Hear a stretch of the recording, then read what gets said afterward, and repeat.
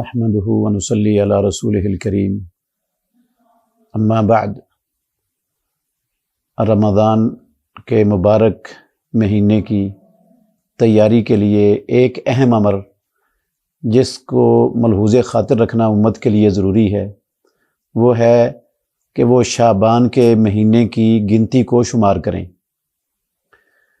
کیونکہ اسلامی مہینہ یا تو 29 دنوں کا ہوتا ہے اور یا پھر 30 دنوں کا ہوتا ہے۔ 30 دنوں سے زیادہ اسلامی مہینے کا تصور نہیں ہے اور 29 دنوں سے کم بھی نہیں ہے۔ یہ گنتی اس لیے شمار کرنی ہے تاکہ رمضان المبارک کے مہینے کی آغاز اور ابتدا کا پتہ چل جائے۔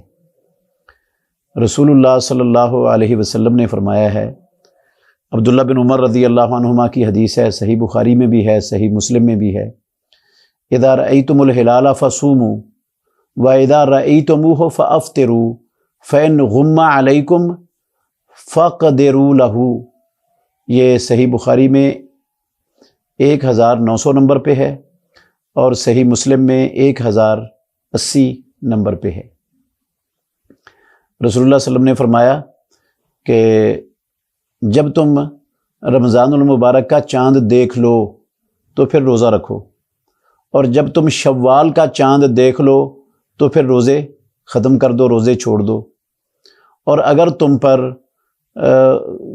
جو ہے نا وہ گرد و غبار ہے یا آسمان پر بادل ہیں، چھپا دیا گیا ہے تم سے چاند کو، تو فقدروا لہ، پھر اس کے لیے مقدار کا اندازہ لگاؤ۔ اس لیے چونکہ رسول اللہ صلی اللہ علیہ وسلم نے کہا مقدار کا اندازہ لگاؤ، اس لیے میں نے یہ کہا ہے کہ یہ امر ضروری ہے کہ امت وہ شعبان کے مہینے کی گنتی کو شمار کرے۔ 29 شعبان کو وہ چاند دیکھے، اگر چاند نظر آ جائے تو فبہا، بہت اچھی بات ہے، چاند کے مطابق وہ روزہ رکھ لیں گے۔ اور اگر چاند 29 کو نظر نہ آئے تو فقدروا لہ کا معنی ہے پھر شعبان کی گنتی کو 30 دن کی مکمل کر لو۔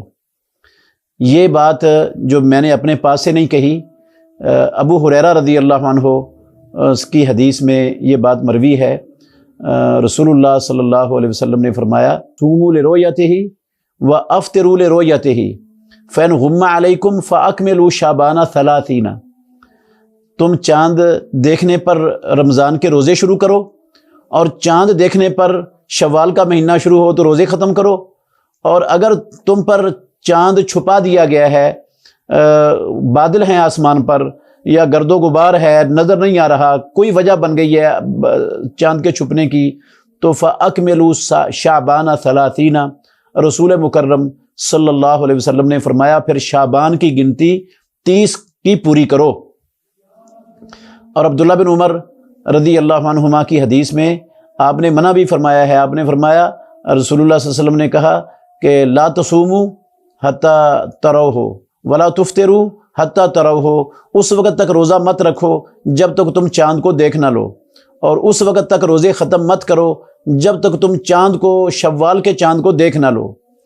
تو رمضان المبارک کے مہینے کا آغاز اور ابتدا یہ چاند کے ساتھ ہوتا ہے۔ ویسے اسلامی سارے مہینوں کا آغاز چاند کے ساتھ ہوتا ہے۔ اللہ رب العالمین نے چاند اس لیے بنائے ہیں، یسألونک عن الاحلہ قل ہی مواقیت للناس والحج، لوگ آپ سے چاندوں کے بارے میں سوال کرتے ہیں، ان سے کہو یہ حج اور تمام عبادات کو معلوم کرنے اور لوگوں کے وعدوں کے معلوم کرنے اور عدتوں کے معلوم کرنے کے لیے اللہ رب العالمین نے چاند رکھے ہوئے ہیں۔ تو یہ چاندوں کے ذریعے لوگ اپنے تمام اعمال کے، تمام چیزوں کے وقت معلوم کرتے ہیں، حج کا وقت معلوم ہوتا ہے، روزوں کا وقت معلوم ہوتا ہے۔ یہ اسلام نے اس کی بنیاد چاند بنائی ہے، اور کسی قوم کے پاس ایسی کوئی چیز ہے ہی نہیں ہے جس سے ان کے مہینوں کی گنتی کی، ان کے مہینوں کا آغاز اور انتہا ہوتا ہو۔ یہ صرف اسلام کا شرف ہے کہ اس کو ایک ایسی چیز پر اس کا بنیاد رکھی ہے جس کو ایک پڑھا ہوا انسان بھی سمجھ سکتا ہے، ان پڑھ انسان بھی سمجھ سکتا ہے، جس کو جو ہر ایک کے لیے سمجھنا بالکل آسان ہے، اس پر بنیاد رکھی ہے، وہ چاند ہیں۔ تو رمضان المبارک کی تیاری کے لیے امت پر لازم ہے کہ وہ شعبان کی گنتی کو شمار کرے اور چاند دیکھنے سے روزہ رکھے اور چاند دیکھنے پر وہ روزے ختم کرے۔ اب چاند دیکھنے کے لیے کتنے لوگوں کی ضرورت ہے؟